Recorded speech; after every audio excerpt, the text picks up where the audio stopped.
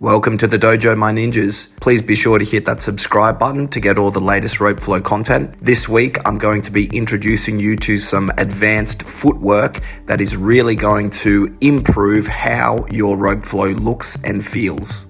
Now, to begin with, it's important to understand in which way we are going to be rotating.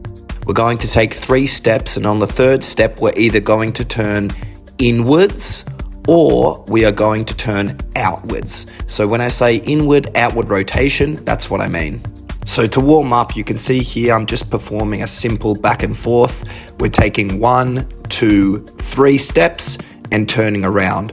All of the movements that we're going to take today are going to occur on a straight line. We want to try and stay on that straight line for every maneuver that we pull off.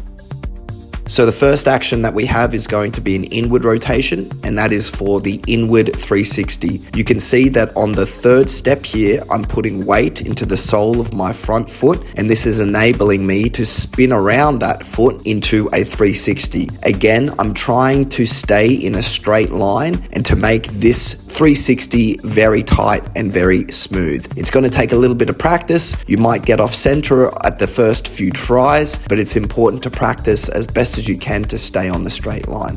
Now we're going to proceed with the rope, and you can see that the rope is in fact kind of acting as a counterbalance, which can in some instances make it easier for me to learn how to rotate fully into this 360 degrees.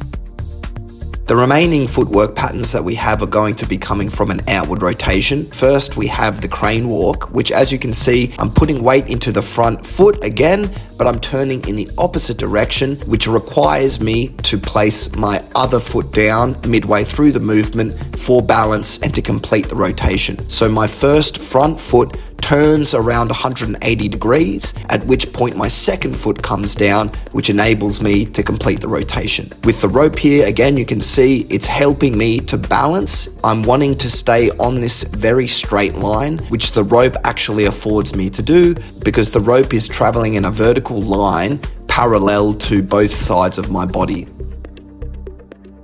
Next, we have the quite elegant looking spiral step. This is a progression from the crane walk, where on the 3rd step, instead of being broken down into 2 movements, I'm leaping onto my rear leg to complete a 360 degree turn. So on the 3rd step, I'm turning outward and lifting my rear leg before placing it back down again to complete the 360 degree turn. And you'll notice that the more I throw my arms into the movement, the faster that turn is going to be.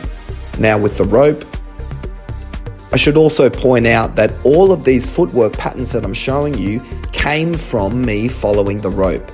It was the rope and following the rope that forced me to move my feet in the manner that I'm showing to you here. You can also see that in this motion, I can really emphasize and take an extra pause here to load up the front leg and then to finish the spiral step.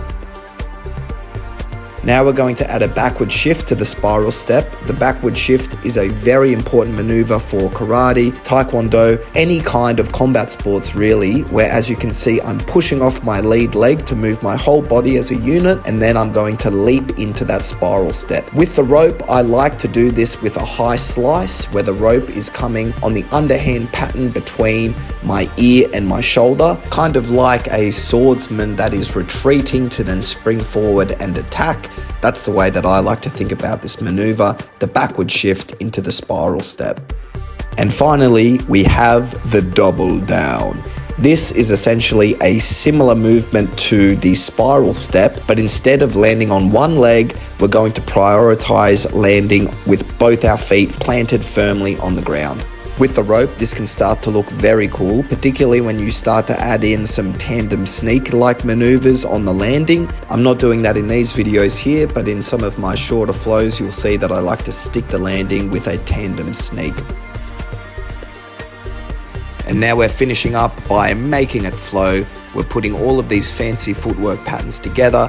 We're including forward shifts, backward shifts, spiral steps, crane walks, inward rotations, outward rotations, you name it. Learning these fundamental footwork patterns is going to make your rope flow look far more sophisticated and smoother. So I encourage you all to keep on practicing. And if you like this content, to stick around for more, because I'm going to be back for far more instructionals in the future. That concludes today's training session. Very good job, everyone.